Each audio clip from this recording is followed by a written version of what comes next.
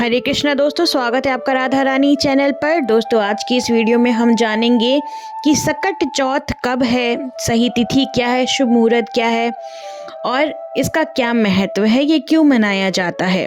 दोस्तों, सकट चौथ हर वर्ष माघ माह के कृष्ण पक्ष की चतुर्थी तिथि को मनाया जाता है।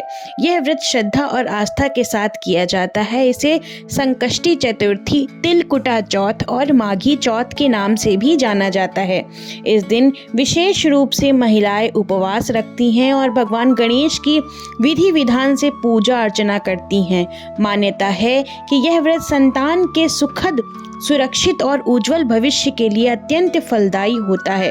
दोस्तों, धार्मिक विश्वासों के अनुसार सकट चौथ का व्रत करने से संतान के जीवन में आने वाली बाधाएं और संकट दूर होते हैं।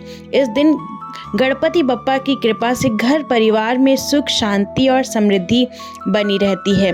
व्रत के दौरान चंद्र दर्शन का विशेष महत्व होता है, क्योंकि चांद ने देखने के बाद ही व्रत पूर्ण माना जाता है। ऐसे में आइए जानते हैं कि सकट चौथ 2026 में किस तारीख को मनाई जाएगी और शुभ मुहूर्त और चंद्रोदय का सही समय क्या होगा, ताकि आप व्रत और पूजा का पूर्ण फल प्राप्त कर सकें। दोस्तों, हिंदू पंचांग के अनुसार सकट चतुर्थी की शुरुआत 6 जनवरी 2026 को सुबह 8:01 से शुरू होगी और इसका समापन 7 जनवरी 2026 को सुबह 6:52 पर होगा। उदया तिथि के अनुसार सकट चौथ का व्रत 6 जनवरी 2026 मंगलवार के दिन रखा जाएगा। यह दिन भगवान गणेश की विशेष कृपा प्राप्त करने के लिए अत्यंत शुभ माना जाता है।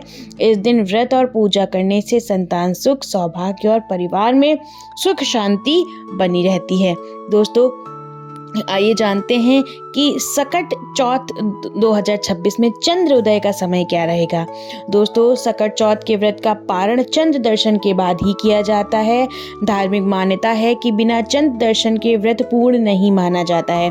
पंचांग के अनुसार 6 जनवरी 2026 को चंद्रमा का उदय रात लगभग 9 बजे होगा।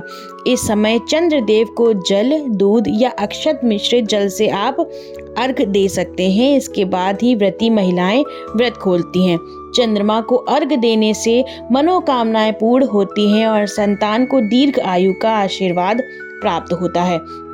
आइए जानते हैं दोस्तों कि सकट चौथ का धार्मिक और आध्यात्मिक महत्व क्या है। दोस्तों, सकट चौथ का व्रत भगवान गणेश को समर्पित है, जिन्हें विघ्नहर्ता कहा जाता है। मान्यता है कि जो भी व्यक्ति इस व्रत को श्रद्धा और नियम पूर्वक करता है, उसके संतान के जीवन में सभी प्रकार के कष्ट, बाधाएं, संकट दूर हो जाती हैं और विशेष रूप से माताएं अपनी संतान की लंबी उम्र, अच्छे स्वास्थ्य और उज्जवल भविष्य की कामना के लिए यह व्रत करती हैं। आइए दोस्तों, जानते हैं कि सकट चौथ की पूजा विधि क्या होती है।